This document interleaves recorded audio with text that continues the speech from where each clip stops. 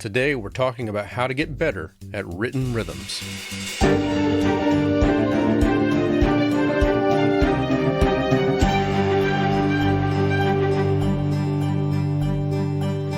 Hello and welcome to the Musician Toolkit. This is episode number 38 and I'm your host, David Lane. It is great to be with you today.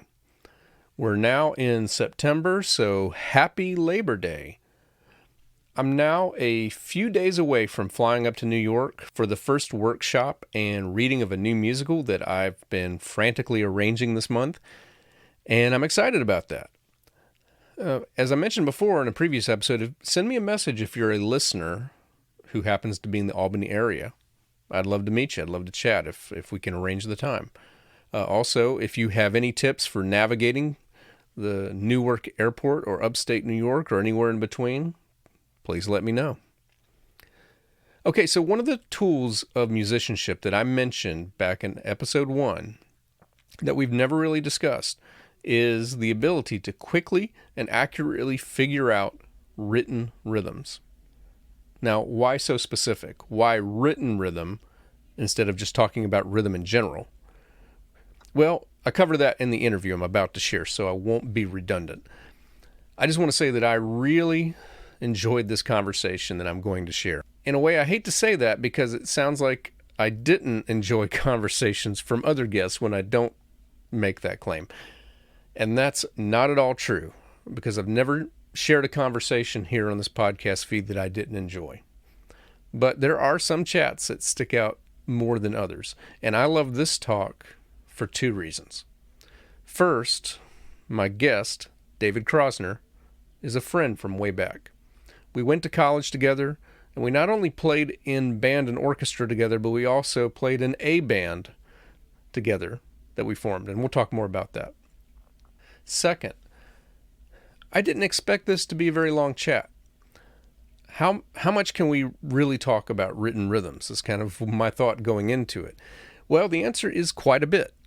And a lot of that is because of how much my guest has thought about this in the past and all the very interesting things that he adds to what I was expecting going in.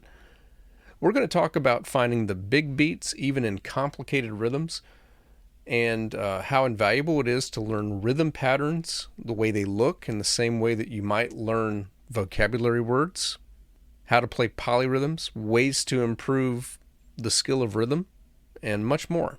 My guest, David Krosner, he has been involved with all of the ages in the school system in the Atlanta metro area for over 20 years.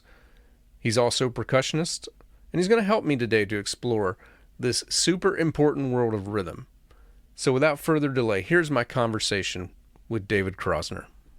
It's my pleasure today to be talking to my old friend and classmate, David Krosner.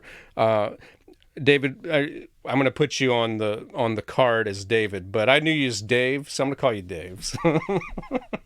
That's fine. You and my mom. Yep. Thank you so much for joining me today. Absolutely. Thank you for having me. So we go back to Jacksonville University, JU, where we played. I know we played in wind ensemble together, and I feel like, we did that the whole time. I didn't know if we played in orchestra the whole time or if it was part-time, or I couldn't remember, but I played in all of the full orchestra stuff. Yeah. Usually timpani, and that was my favorite to do. Yeah. But and then there was always something, whether it be a choral accompaniment or a musical that needed percussion, or modern dance class. That was a lot of fun for me to play for. I don't think you got to do any of those, but no, I didn't. And I wish I'd done more with dance. I also, we know all the same teachers. There was one bit of advice that Dr. Shermer, our composition teacher extraordinaire, said to me that I didn't follow when I was there, and he told me that I should have gone over to introduce myself to the guy that was chair of the theater department and just offer to do anything I could with them as far as like composing music and so forth. And that might be the only advice I didn't follow that he gave me, but I, like everything else he told me, I should have followed it, because I ended up loving theater, but, I just found it 12 years later, 13 years later. So, Oh, well, I mean, I don't think theater cares when you love it, as long as you find your way to it, right. Yeah, we started hanging out in classes. I know we had a summer session together and we chatted a lot during lunch, and, we got to know each other's kind of musical tastes. And, I found out some of the things that you did for fun, like you were trying to learn a four-hand marimba version of like Bach's Invention Number 8 at one point. Yeah. And I think you were my introduction to some bands like Frank Zappa, They Might Be Giants, and probably a few others in there that I checked out, because you had mentioned them. But then sometime around late 94, early 95, you said you were looking for a mandolist and an accordion player for a band. And those were two instruments that I knew how to play, but not with any degree of excellence. And I got to join your band, which was called Elemento, which for those, this is a podcast, can't see it written down. It's like spell the word element, but take out the T at the end and put an O, and it's like the alphabet, L-M-N-O-P, which we had original songs, Elemento, White Noise, Shaving God's Back, and a bunch of other, and some great covers. Like I still hear Please, Please, Do Not Go. Please Do Not Go. Yeah. That was a wonderful, and then Leaving on a Funk Plane, our funk version of John Denver. It was fantastic. I still play that one. So this band, so I just mentioned, as a hint, it was a little unorthodox. I'm playing accordion and mandolin, and you are the lead singer playing on some conga drums. And we didn't have a bassist. We had a tuba player. And we had, as we called him, the token guitar guy, because you always got to have one. Right. Yeah. Right. I was just thinking when I was thinking about our talk, the year we formed that band, that was closer to when Led Zeppelin's first album came out than it is this conversation. But don't go there. For one, that is the first time that anything I did was said in the same sentence as Led Zeppelin. And yes, I can understand the laughter. Huge Zeppelin fan. Yep. But yeah, it's funny. By the optics, Elemento looked like a polka band. If you didn't hear us play and you just saw what we were, just saw us. Yeah. You would say like, okay, there's an accordion, there's a mandolin, there's a guitar, there's some percussion. I mean, basically, it followed the Eastern European street music. Yep.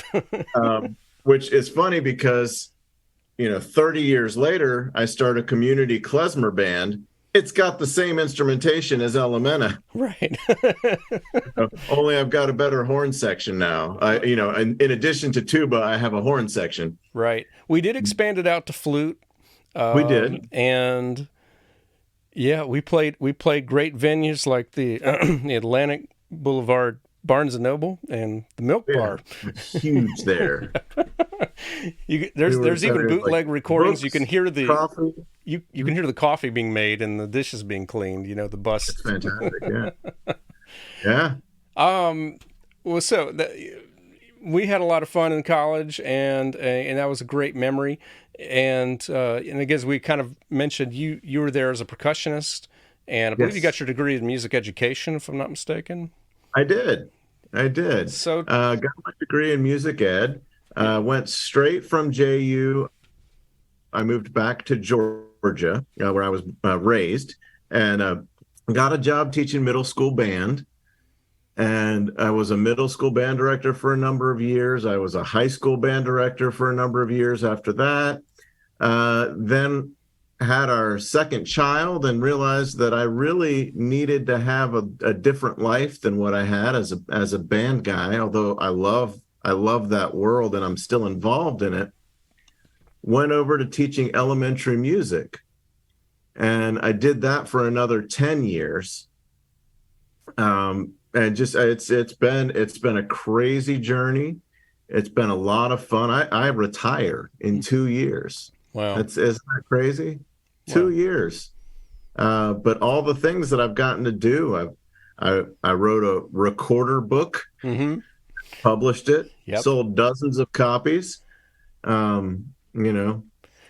made tens of dollars in profit on my stuff. I mean, it's really fantastic.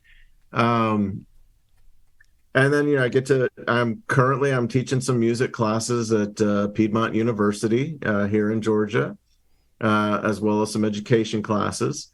Um, but it's crazy because it all kind of starts from a seed. Yep. It starts from what I wanted to say was the thing that I think benefited both me and you Mm-hmm. was the smallness and the intimacy of a school like Jacksonville. Mm-hmm.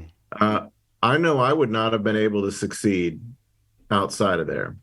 I Yeah. needed that. I needed the small class size, but more importantly, I needed the relationships and the opportunity that I could get from that small school. Yeah. We had our first theory professor, Joe Haygood. Yeah. I don't know. I don't think you had Joe Haygood, I did did. you? Yep. You did. Okay. So I remember being, and I'm sorry if I'm off on a tangent here. Oh, You can no, go stop me. ahead. Okay. So I remember being probably 18 or 19 years old. So again, this is just a couple of years ago.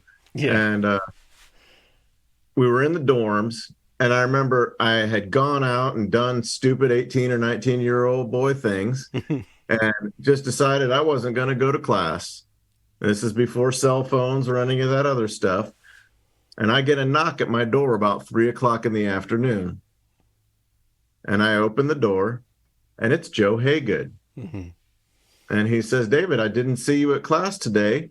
I wanted to make sure you're okay. I know your family lives in Georgia. So if you need anything, you just let me know and I can bring you something. Mm-hmm. I was so floored, look, here it is over 30 years later. And I'm telling this story. And in my mind, it happened yesterday. Yeah. I can picture the man standing at my door. And it was in that moment that I said, one, I can never skip class here. I have to be at everything. And two, this doesn't happen in other places. Yep. So that was really special to me. And, as a result of that, and I said also opportunity, Mm-hmm. We were able to do stuff in Jacksonville at a very young age because there weren't as many people doing it. Right. You know, and you're talking about professionally. Yeah. Professionally. Yeah. Was able to play in places, open for different bands or play as a guest with different bands that I never would have had the opportunity to do. I was doing that at, 19, 20, 21. Yep. Really, really cool. Yeah. And to me, that was part of the beauty of that small school. So you've had a great career. I know you didn't mention everything that you've done. I know you're one of those musicians that actually loves music theory and that you've taught music theory and so forth. And so I wanted to talk to you because I have thus far through, I'm not even sure how many episodes it'll be when this comes out. It's 30 something. Awesome. I've come up with a list of 21 tools that I think every musician should have in some form or another to have a complete toolkit to be a well-rounded musician. And one of them that I specified is that musicians need to be good at playing written rhythms. And to me, it's kind of like, if I was to where does this tool go? It goes right next to sight reading. So when we talk about sight reading, so many musicians I talk to talk about how important that is. But I think if you were to say what is the most important aspect of sight reading, it's identifying the rhythm and being able to play it with a pretty high degree of accuracy. And I focus on the written rhythm because, as I like to say, and you live in an area where there's a Major League Baseball team. If you go to that baseball stadium, at some point you'll probably hear someone clapping 1, 2, 3, and 4, and everyone knows to go 1 and 2 and 3 and 4. And whenever I have a student say, I have trouble with rhythm, And I'm like, I bet if you were in that baseball stadium, you would get that rhythm too. It's like you would figure it out. And I always tell them, I bet you walk with a steady beat. And I bet you, if you Absolutely. run with I bet you run with a steady beat. I bet you don't go 1, 2, 3, 4, 5, 6, 7. I bet you don't walk like that unless you're just trying to be funny. But so people, I just call BS when I hear people say that they don't have good rhythm. But I totally understand it when they're learning to read music. But something about the brain just kind of shuts off when we look at that. So I want to go over kind of with the idea now, maybe not for the absolute beginners, for reading music. We may talk about some things that are kind of beyond what you've covered so far, but I just want to talk about written rhythms, and let's just talk about like counting systems, so we start with a meter, right? So we start off with, we could get into all kinds of things. We could get into, 13/8 and things like that, but 90% of what we see is going to be 4/4, 3/4, 2/4, 6/8. That's probably like 90% of it right there, right? So, well, if you're looking at what we'll call Western European art music, yes, okay, that would be our traditional, our classical music, and we look at different regions of the world. Okay, the music that is most common here that we consider to be classical music, we'll go there because we're talking about sight reading and we're talking about notes on a page. That's going to be found most in that genre. Yep. That's not to say it's not found in other places, but that's going to be where you see it the most. Right. So, with that in mind, the stuff that was written in the Americas, more specifically the United States and in Canada, you're going to see a whole lot of 4 and a whole lot of 2. Yep. When you look at the stuff that was written in, say, Germany, you'll see some more 3. But the cool thing about that this absolutely blows my mind, is the physiology and the brain science, the neuroscience behind how we group things. Yep. So one of the courses that I teach right now is on learning and cognition. And the human brain divides everything it sees into groups of 2 or 3. Wow. So if you take a second, think about how you say your phone number when you tell somebody your phone number, or how you say your address. You don't have to say it out loud. Right. But when you say it to people, do you break the numbers up into groups of 2 and 3? Yes. Yep. Yes, you do.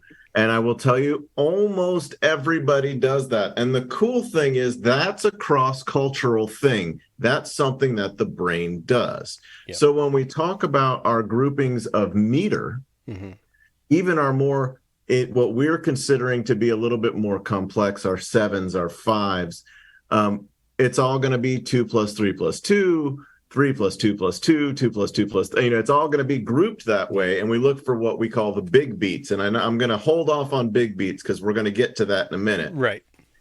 But it's really fascinating to see how those things break down.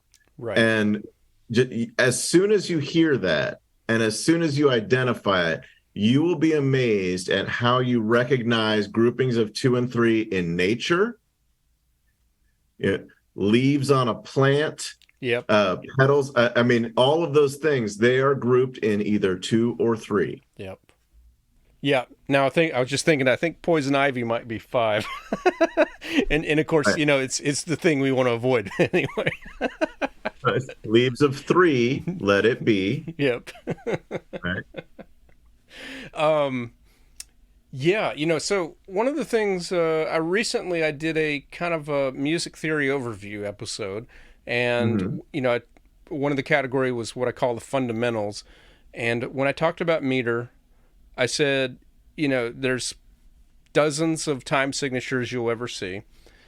But to me, I really like the way we were taught in that you have simple meter compound or asymmetrical.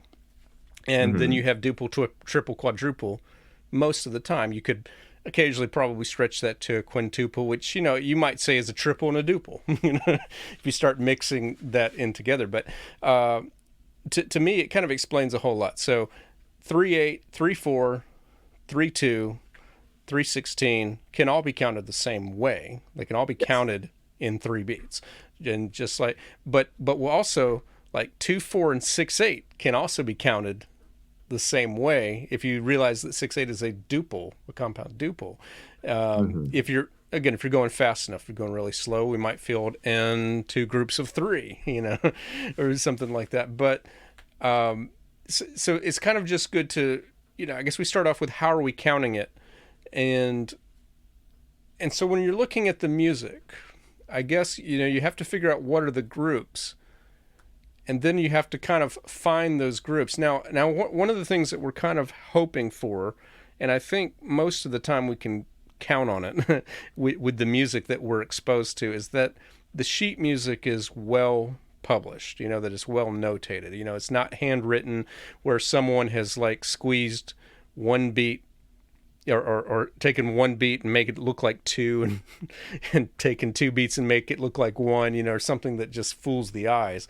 But usually visually, the longer beats take up more space. So like a half note is going to take up more space in the measure than a quarter note, and so forth. And if you have like 4/16 notes, they're going to be closer together. So, not all the time is it going to be perfect, but we can usually count on those things. So do you have any kind of strategy you'd recommend for like just visually chopping your measure into groups and just finding where those beats are? Absolutely. And that's when I said I was coming back to big beats. Right. Well, here we are. So what I do, and I do this when I teach lessons as well, is we will draw a line in the music, especially, so, there's a whole method in science to sight reading. Right. And I know I've listened to you talk about it, and I know that you've got a really good grip on it. We came from a lot from the same philosophies on this stuff. Right. But you want to look and see where the challenge is going to be in that sight reading. If I've got 30 seconds to look at it, first thing I'm looking for is where's that tricky rhythm, and how am I going to get that? The mistake people make often, especially young musicians, is they start reading from the upper left and go to the bottom right. That's not necessarily sight reading. That's wasteful. You want to figure out where the problem areas might be, and you want to be able to look across the bar line. But so going back to those big beats again. So what I would do is, if I had a pencil, this would not be a sight reading thing, but I would still touch the notes and I would find where that big beat is going to fall in the measure. Yeah. When I say big beat, I'm referring to downbeat. So beat 1, 2, 3, 4. We're saying we're in 4/4 here. I'm going to find those beats. Now I could have an 8th note and then 3/4 notes, and then another 8th note, right? Right. That would throw everything on the upbeat. Right. Which you and I know that because it's just like learning phonemes, right? When you're learning how to speak or learning how to read, you learn those different phonemes and like, okay, this is what that looks like. This is what it sounds like. And you memorize that. When you learn your addition facts, same thing. You learn it, you memorize it, and eventually you can give it back. Now, you were talking about counting systems. That's one of the things that I find to be very useful, is just to see if I'm looking at that, going back to that rhythm, 8th note, quarter, quarter, quarter, 8th note. I already have that tool in my toolbox. I know what that sounds like. Right. But if I didn't, I would write my big beat down right on the first 8th note, because it's the first sound or non-sound that happens. It's the first musical instance in that measure. So it's 1. Then I would find 2, which is going to be between those quarter notes. And then 3, between those quarter notes. And then 4, between the quarter note and the last 8th note. So once I can see that and kind of map that out, the upbeat makes more sense. Yes. And then, I guess we can get more into subdividing in just a moment, but if you want to like account for those in between notes, Yeah, I mean, there's different systems that I've heard before. I'm a fan of saying and if it's 16th Oh yeah. notes, one eanda.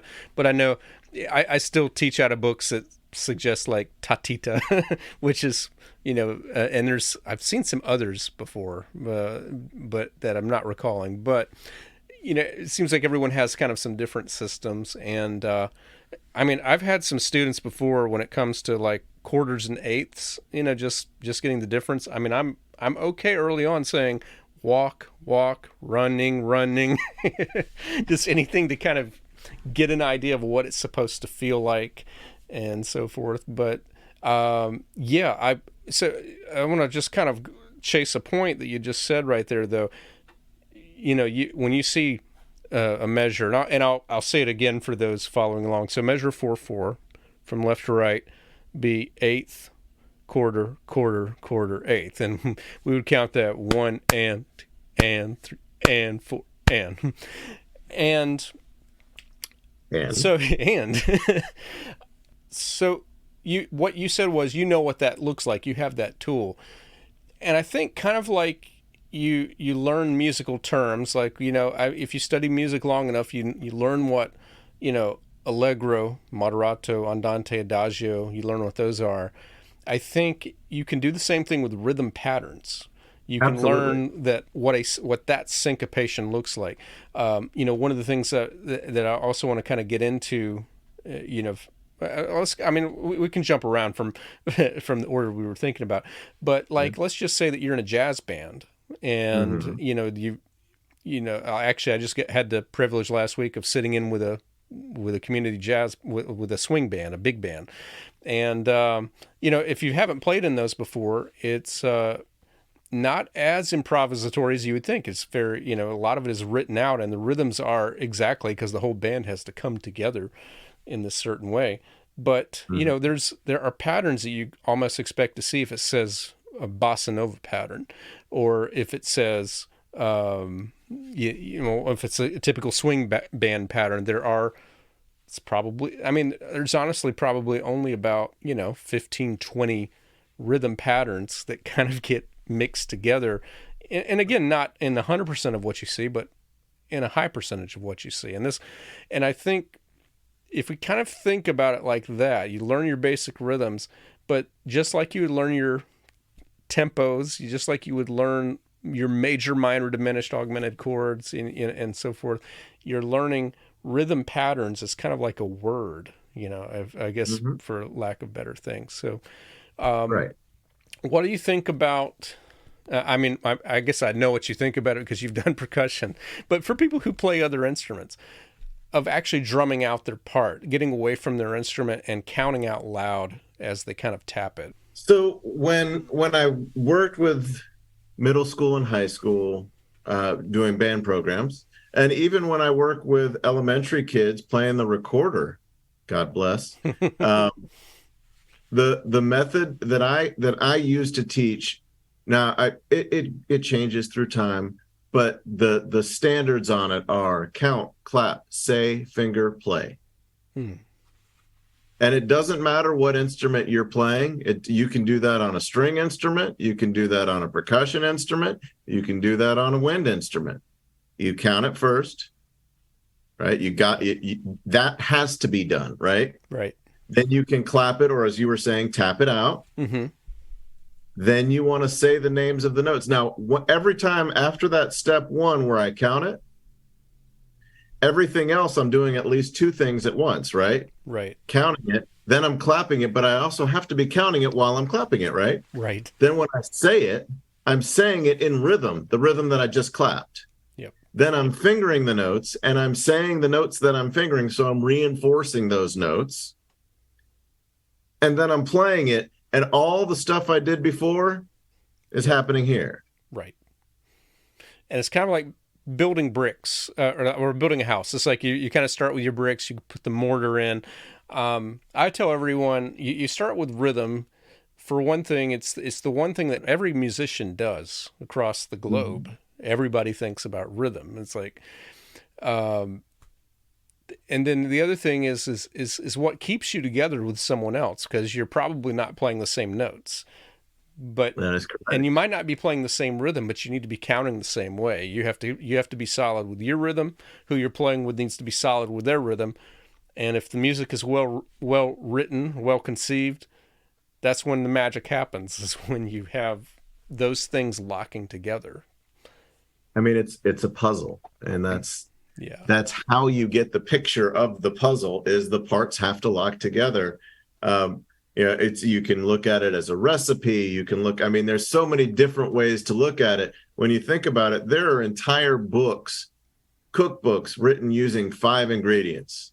Mm-hmm. How can I make so many different things using only 5 ingredients? But look at the piano behind you, Yep. right? Mm-hmm. How many pitches do I have? Well, right there, you've got 88. Yeah. I can take a variations of 88 and do the entire history of music. Right. I mean, you've got 12. They just keep repeating. Exactly. It's kind of cool. Yeah. So there's a few other things that I know we could really get into, but again, I kind of urge everybody, this isn't, if you're just getting started with rhythm, you definitely want to, you want to pursue it far enough to kind of learn your basic notes and your rests. You want to learn about ties, and you also learn about, how the dots work and so forth. But I want to just get into a term that you'll eventually talk about, which is syncopation. And I've heard it expressed a couple of different ways, but how would you define syncopation? With rhythm. Yep. I mean, that's right.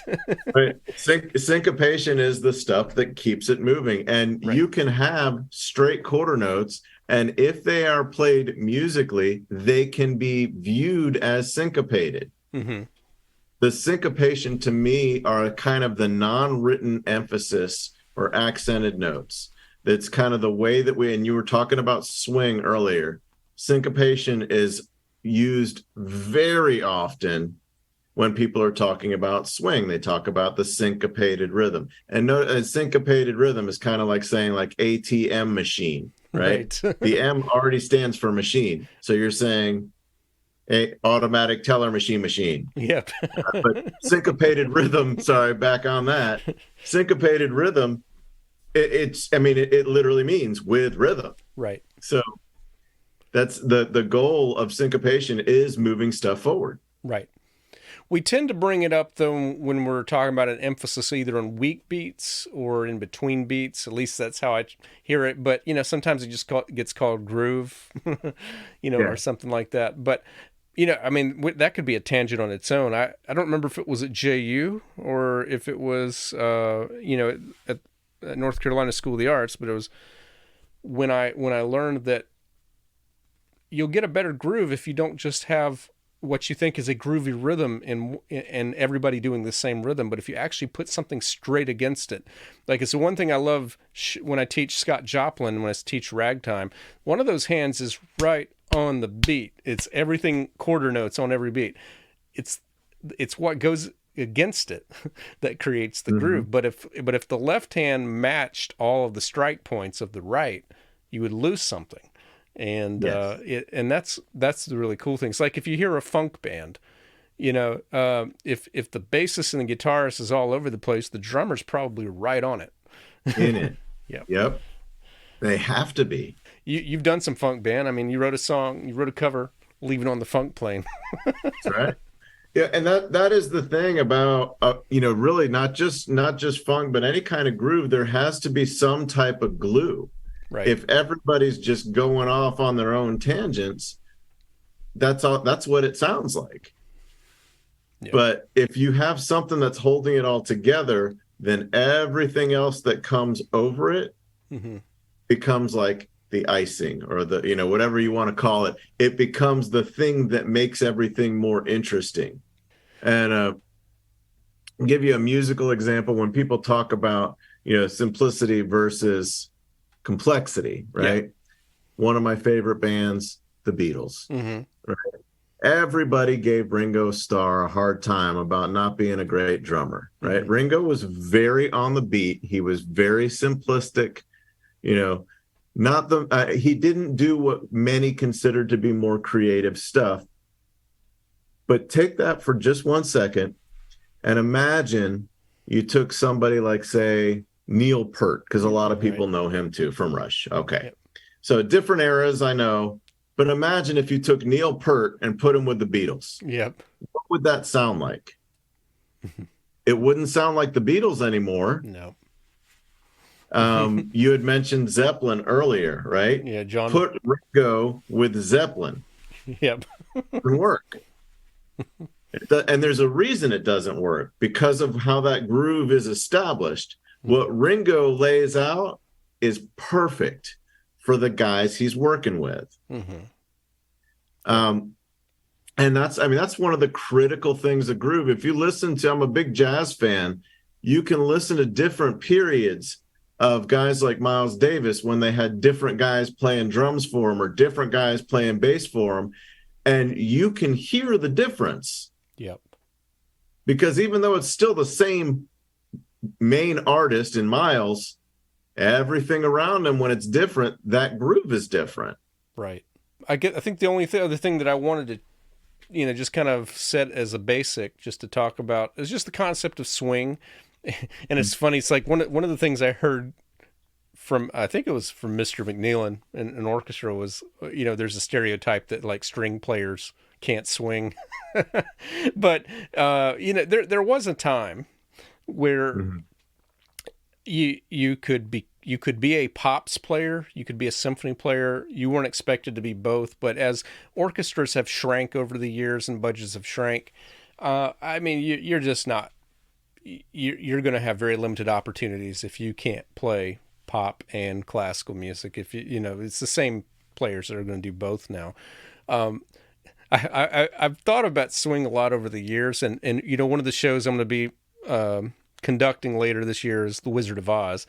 And all you have to do is just say, "We're off to see the wizard." Dun dun dun dun dun. It's 6/8 time, but that's your swing feel. It's just basically goes skipping. Actually, it occurred to me just a couple of years ago, it is the rhythm of a swing set. If you're on a swing and you're high and you go forward and back and forward and back, and you have that in between. It actually is that. But the way I define it is, instead of cutting a beat in half, you're really cutting it in thirds. It's like based off of triplets, so it's 2/3, 1/3. But, one of my softwares I use is Logic Pro, and it has a bunch of different swing patterns. And I think maybe it has to do with the fact that, people are not machines, and drummers might have a tighter swing, a looser swing, and so forth. Yeah, it's a lot of swing is about the placement of the space.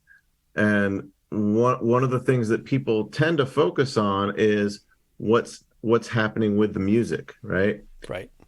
To me, if you flip that on its head, to me, swing is more what's not happening with the music.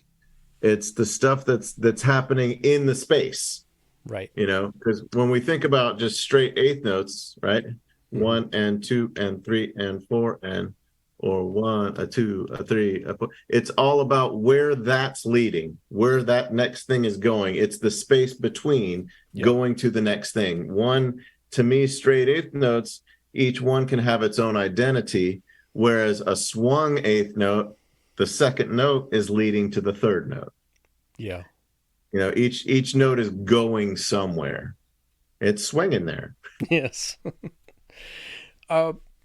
When we're getting to a point where we're a little bit more advanced with rhythm, and we're starting to see a lot of notes in between the beats, so it could be a lot of sixteenths, could be like dotted eighths, sixteenths, or maybe we're getting to like 32nd notes or 16th note triplets, or we haven't even really talked about tuplets.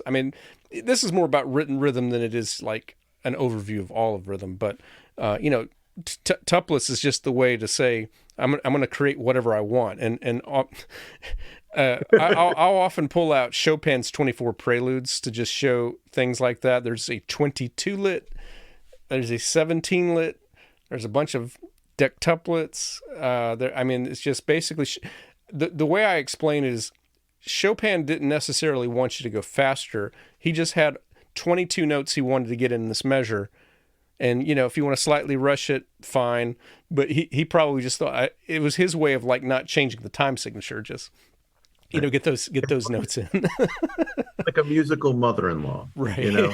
has all the stuff it wants to tell you and knows that it's limited on time. So now that's a fine thing for me to say when I'm talking about a piece that you play all by yourself. If I was to see a 22-lit, hopefully not in an orchestra piece, but if I was to see it in an ensemble or let's maybe not go quite that crazy. Let's just say, something with a lot of notes in between that's kind of common, triplets, 16th notes, maybe some dotted notes. You're seeing all of this stuff. What are some tricks that you have? Is it just going back to the pencil and just marking the big beats? But what are some ways that you use to kind of intuitively grasp what it is you're seeing and how to play it quickly? One of the big things that can be distracting, especially as you're coming up and learning the stuff, are the lines. Mm-hmm. So, when I look at eighth notes and I look at 16th notes, I go, okay, 16th notes, that's twice as fast as eighth notes. Well, it depends on, the time signature. It depends on, the tempo marking. Yep. It could be, if you're playing adagio for strings, it's not, the 16th notes can be quite slow. Right. So the trick is forget about all of the lines. If you're looking at 128th notes or 64th notes, just in your mind, block out everything that is confusing and look at it as if it were 16th notes, if that's the most comfortable read for you, or look at it as if it were eighth notes, count it that way and break it down like that. Now, once I know where my big beats are and I can look at, at my dotted rhythms and I can figure out how I'm going to break it down. And it could be, if I'm using a more complex meter, I might actually kind of lean on an eighth note as a big beat, but it's not really a big beat. But I'm guiding it that way in my counting. Mm-hmm. Now, what you were saying about things like 22 lits and 17 lits or whatever we want to call those, typically we call that a cadenza, right? Or who was it said, meet at the beat? Right. I will find you here. Right. And before here, there's going to be a look and a nod.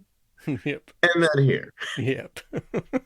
And probably with two hands, right. By the way, the conductor, probably two hands. Yes. Those kind of things they really are not as challenging as they look.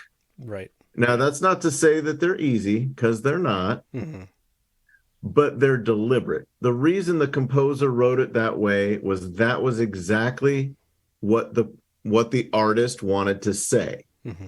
And our job as the performer or as the conductor who is interpreting the artwork, and I use artwork as it is a audible art.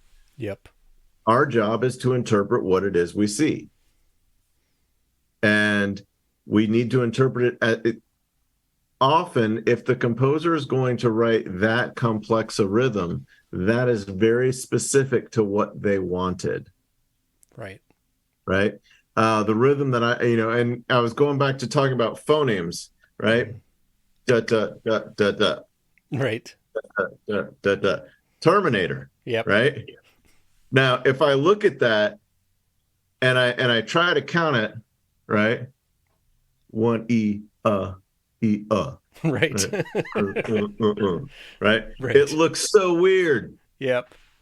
But at the same point, when I do it, I go, oh, that's Terminator rhythm. Right. And then I know what that looks like. I know what it sounds like. And the next time I see it, I go, oh yeah, Terminator rhythm. Got it. Right.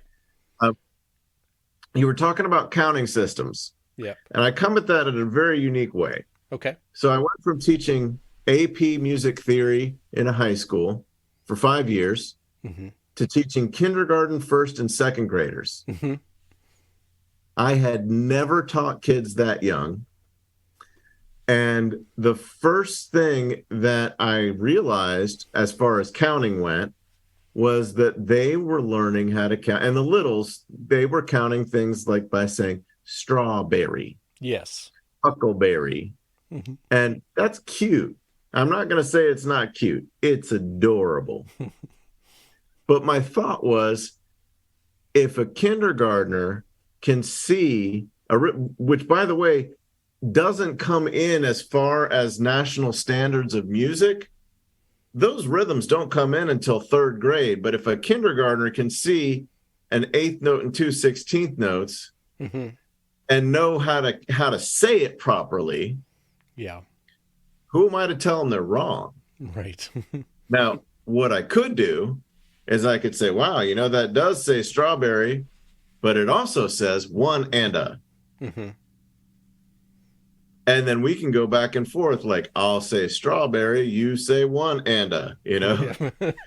and do that, because my thought going from high school to elementary school was, I want to teach a counting system that these kids will then be able to bring to middle school, Mm-hmm. bring to high school. And I know vocalists a lot like to use the one ta la ta lito, two ta, Right. And again, it doesn't necessarily mean one is wrong and one is right. If it sounds the same when you're playing it, the listener has no idea how the artist is counting it. Right. It just needs to be correct. Right. Yeah. I mean, that's the same thing with, numbers when you're sight singing, numbers versus solfege.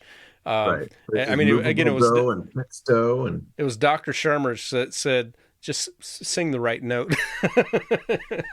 mm-hmm. That's all that matters. But so you were talking about, we talked about earlier about kind of collecting rhythm patterns, like the original one we talked about. Well, Terminator, that'd be another one.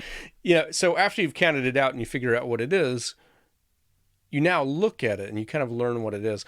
But I thought about a couple of other things that I think these are shortcomings that I've found with my students when they struggle with rhythm. And that is that they're trying to just see the rhythm and play the rhythm. But when we're listening to music and we're not trying to figure it out, we actually feel the rhythm. It's like there's a physical connection with the rhythm. So we also, of course, hear how it sounds, but we feel it. And I think the thing that really helped my rhythm more than anything is when I learned how to conduct mm-hmm. basic beat patterns. In fact, I'm sure if we had grown up in an era where everyone had a camera in their pocket and was filming everything, if you had watched me closely when we were sight reading, you would probably seen me kind of just swaying in a conducting pattern as I was playing. And right. So I think, if you're trying to learn a rhythm pattern, like if it's something you haven't recognized, there's probably something to actually moving the body to the beat. And absolutely. And that is one of the things that is kind of hard sitting at the piano. It's like, I don't know if if I get them to bob their head, or just get them to let the shoulder carriage swing a little bit, because you're trying to keep the technique sound and so forth, and every limb is busy doing something, except for maybe mm-hmm. your left foot, but everything is going. But physicalizing that rhythm, and I think probably connecting the way it sounds, listening to the way certain rhythms sound, and then finding what they look like so that you're getting that vocabulary of written rhythm patterns. But I mean, feel free to comment on any of that that you want to. Absolutely. I kind of feel like once it's been broken down, mm-hmm. and you can see what that's supposed to sound like, what it looks like, it tends to make a whole lot more sense. When you were talking about the piano, a lot of jazz piano players will use their heel.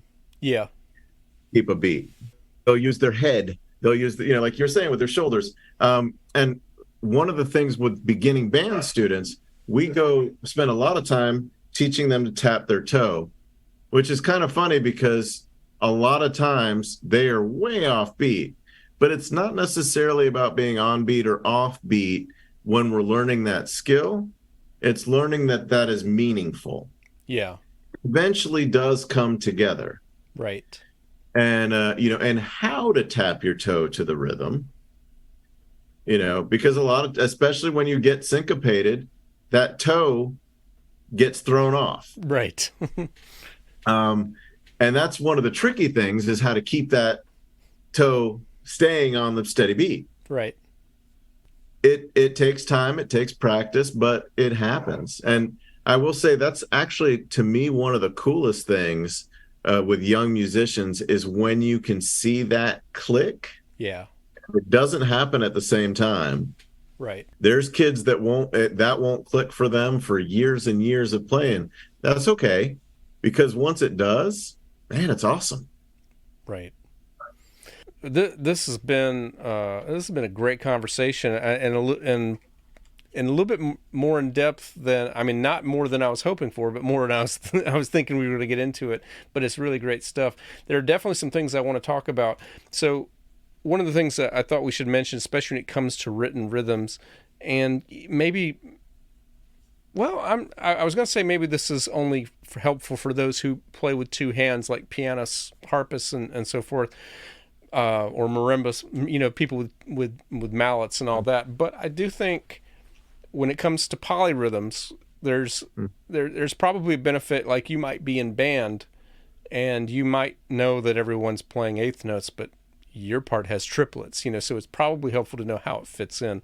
So I just want to talk about some common polyrhythms.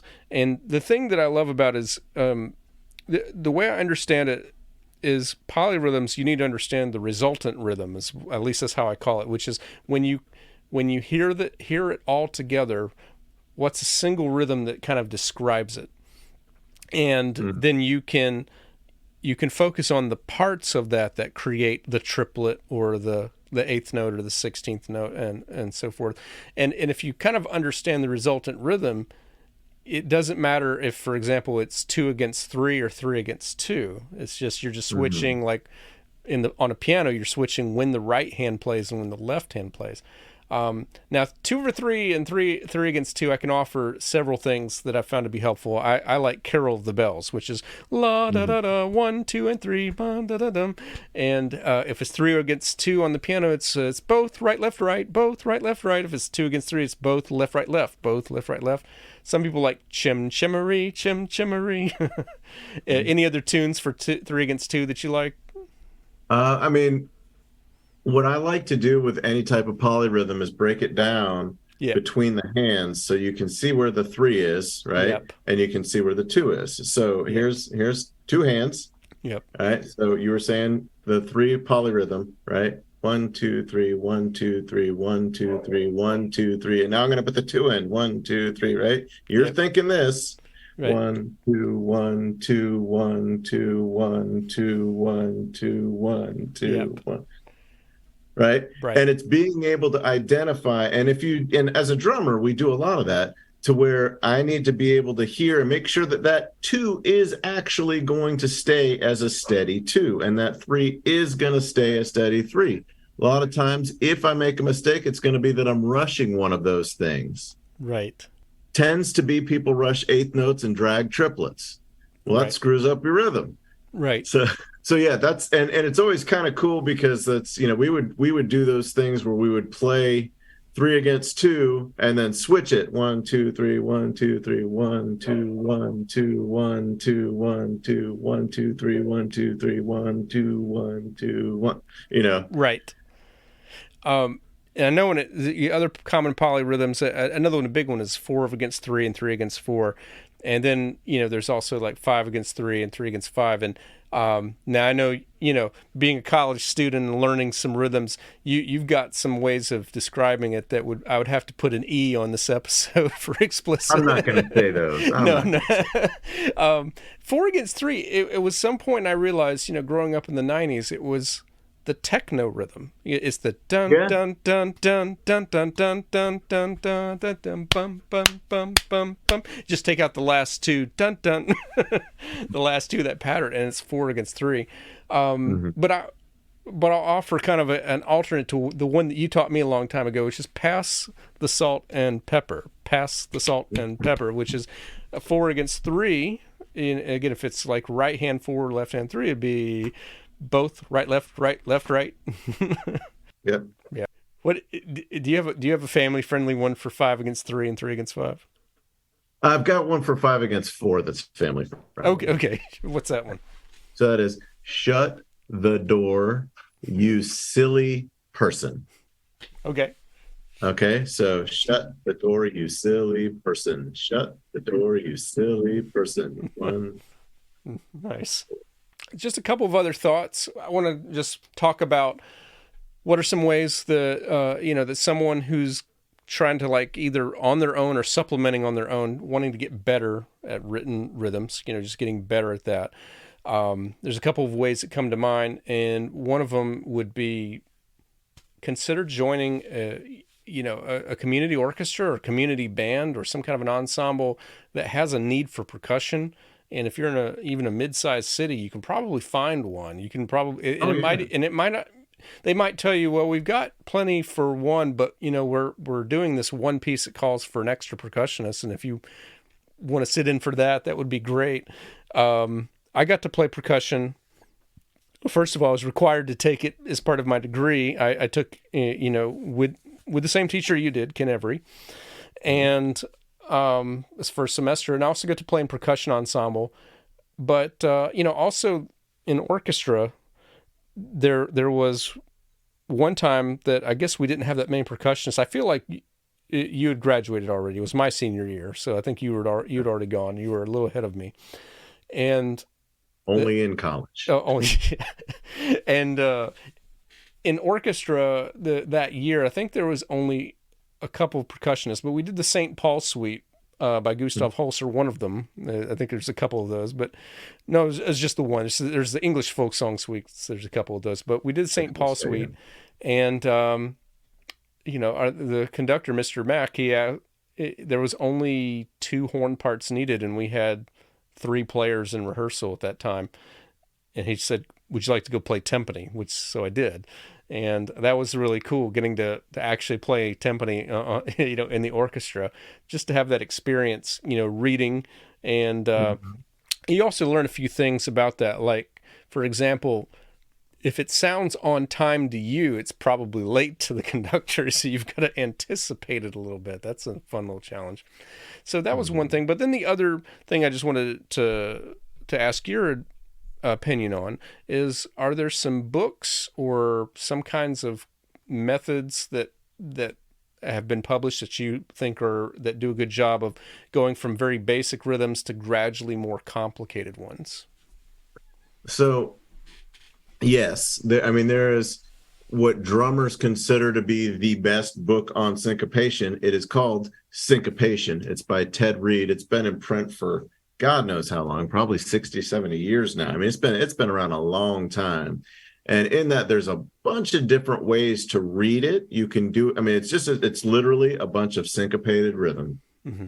And it builds up from straight quarter notes to adding eighth notes, to syncopated eighth notes, being on beat, off beat.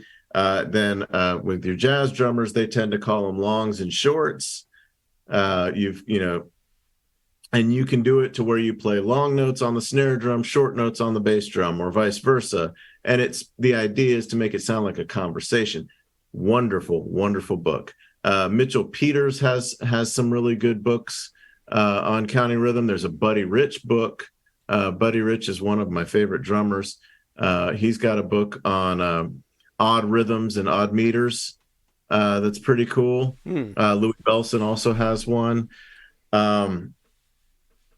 I'll tell you the thing that I used the most, and this sounds crazy, and if you can get your hands on one, by all means. I learned how to read all of my odd rhythms and count all of my odd rhythms by using a phone book. And the trick to that is you set your metronome slow. Yep. Quarter note at maybe 60, probably even slower than that. Yep. And if the first number of the phone number is 4, that's 4 16th notes. Mm-hmm. If it's 0, that can either be a rest or it can be a 10. Yep. So if you say like 404 992, I would play 16th notes, rest, 16th notes, and then a 9, and then another 9, and 2 8th notes.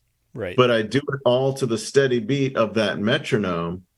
I'll tell you what, you'll get some really, really, one, great hands really quick. Yep. And two, a really deep, profound understanding of rhythmic accuracy. Right.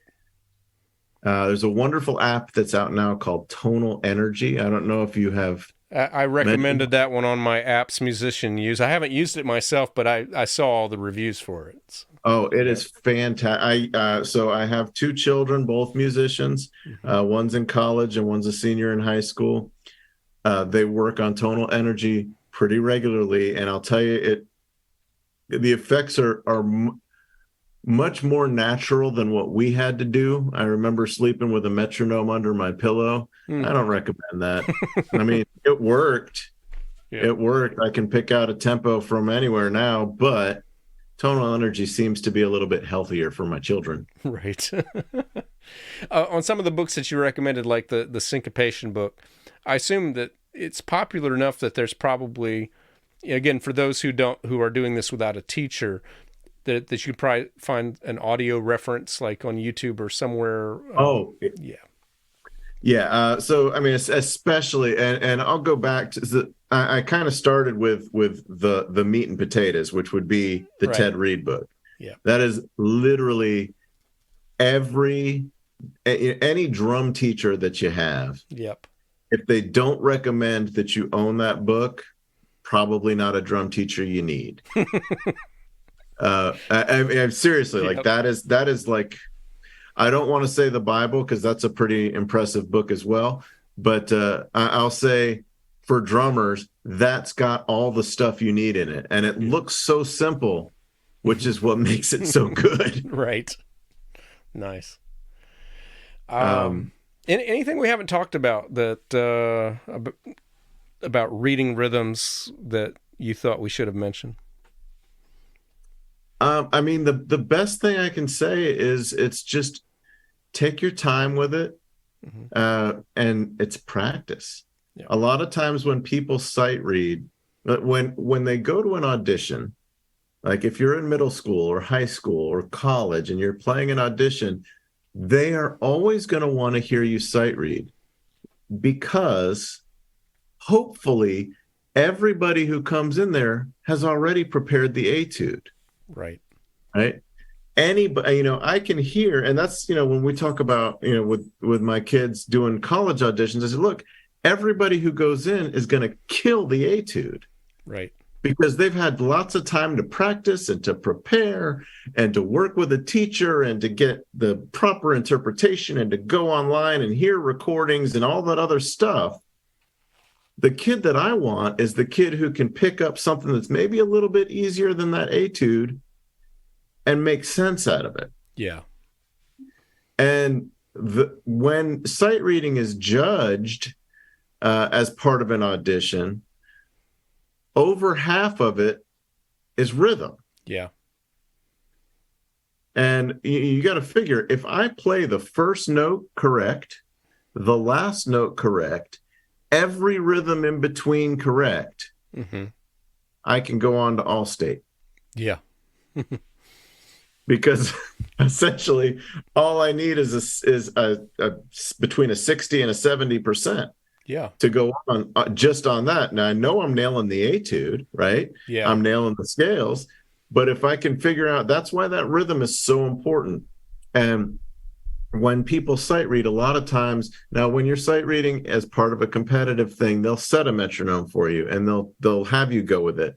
When you're practicing sight reading, you don't have to practice at the speed in which you are going to play the song. Ultimately, you can play it slower. Right. The important thing is that you stay steady throughout. Yeah. So with those rhythms, if playing slower helps, then do that. Yeah. The goal is to not stop. Mm-hmm. I've actually, for sight reading, I've encouraged two approaches. It's borrowed from my own practice. I have sight reading where I go as accurate with the rhythm and as accurate with the notes as I can, and I'll go as slow as I need. And then I'll have some things that I'll actually find what is the tempo supposed to be, and I'll put the metronome on. And if I think I can play it, I'll do it, but it stays on time. Like if I miss beat 2 and 3 and 4 and 1, but get the next beat 2, I will just jump in. But you have to stay. It's like trying to jump on a moving train. It's like you have to jump on the opportunity when it's there. You can't stop it. You can't slow it down. So I found that helpful, and I do that because that is exactly what I face when I go into a vocal lesson and they've been working on their piece for 4 or 5 weeks and they're up to tempo and, hey, David, play this. And I have to, and I know the one thing I can't do is play at a different speed, and I can't play bass notes that will throw them off. So I'm focusing on the left hand, and I'm focusing on staying, counting, and looking ahead and just jumping in when I think I can grab something. So just thought I'd throw that in there. So I know that you're not super active on any of the socials as far as I can tell, so I don't know if this is even a question for you, but I mean, is there anywhere you would encourage people to follow you, or do you have a website or anything you'd like to share? Well, right now I am just, I still have, I had mentioned earlier my book, Race Around the World. Okay. Imagine if you had the amazing race, but instead of going to countries, you're playing folk songs from different countries. And you're doing it as a duet because, teamwork. Yep. I wrote the book about 10 years ago. We're in a second printing right now. It's great stuff. And that can be found. They sell it at West Music. They sell it at a couple of different spots. Beaten Path Publications. Brent Hall is the guy who publishes the book. And I highly recommend Beaten Path. Lots of great stuff. They have lots of great sacred music. They have lots of great elementary music and small chamber stuff. So that's what I would recommend, actually. As far as following me, look at Beaten Path. Beatin Path. Great. Yeah. Well, it's been a pleasure talking to you, reminiscing, but also just, getting to the fascinating topic that I know we really only scratched the surface of, but it's an important tool. It's reading rhythms and, getting better at that. So thank you so much for chatting today about that. Man, I want to end this with one thought, man. Oh, sure. And this was something that I had a teacher tell me once. And it was, what we were talking about with the polyrhythms, that's the stuff that is often too hip for the room. Mm-hmm. And when you realize that you are too hip for the room, you're in the wrong room. Nice. And that's going to wrap up episode number 38. If you have any thoughts or questions, you can send me a message at my website at davidlanemusic.com/contact, or you can leave me a voice message at speakpipe.com/musician toolkit. By the way, I did begin checking out the Tonal Energy app since recording that conversation, and it really is impressive. You might want to check it out. If you enjoyed this episode, please share it with a friend or anyone you know that could use help with the rhythm. If you're listening on Spotify or Apple, it would mean a lot if you'd leave a 5-star rating and a review if you're so inclined. And if you're on YouTube, please give this video a thumbs up and make sure that you are subscribed. Remember to check out Fonz as an app if you have a private studio of any kind. It will help you coordinate your schedule and payment retrieval and avoid spending more than really a few minutes each month on any kind of admin for your lessons. The link for a free trial is in my show notes, so check it out. And that's going to do it today. Thank you so much for listening and for checking out this podcast, and I'll be back with you again next week.